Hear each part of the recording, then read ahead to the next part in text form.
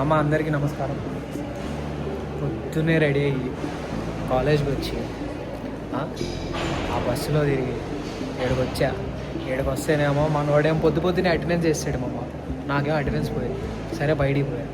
ఇప్పుడంటే నా ఈ ప్రాజెక్ట్ గురించి అని చెప్పి అది ఇది అని చెప్పి రివ్యూ కోసం మేడం దగ్గరికి. మేడం ఏమో ఇంకా ఎలా చేయాలా, కొంచెం మిస్ అయింది, అవి చేయాలి ఈ చేయాలి అని చెప్పి మళ్ళీ మా పంపించింది.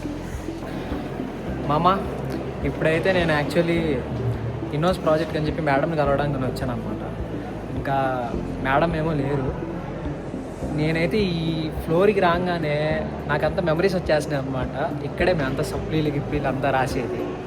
అసలు మొత్తం నేను వచ్చినప్పుడు అయితే ఇది 4 ఫ్లోర్స్ ఉండేవి మమ్మ. ఇప్పుడు ఇది ఏకంగా ఒక 7 ఫ్లోర్స్ అయింది. మందే అదంతా మందే మమ్మ. కాలేజ్ అయిపోయింది, రూమ్కి వచ్చా. దురేందర్ మూవీ చూసా. ఏమన్నా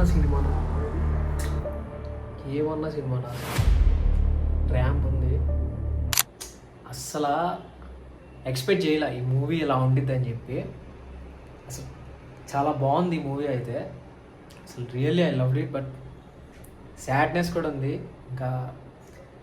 కానీ మమ్మ రియల్లీ వాళ్ళ మూలంగానే మనం ఇలా ఉంటున్నాం. మనం అసలు నిజంగా ఆ మూవీ చూడంగానే నాకైతే ఒక గూస్ బంప్స్ వచ్చేసింది. చాలా ఇదైపోయింది అనమాట. అసలు బ్రెయిన్లో అయితే అదే రన్ అవుతుంది మొత్తం టోటల్గా. సినిమా అయితే ర్యాంప్ ఉంది అసలు. నేనైతే నేను సినిమాస్ ఎక్కువ చూడను మామ. లైట్ మందంతా యానిమీ ఇవే చూస్తా. ఇది రేర్గా సినిమా చూసాను అనమాట.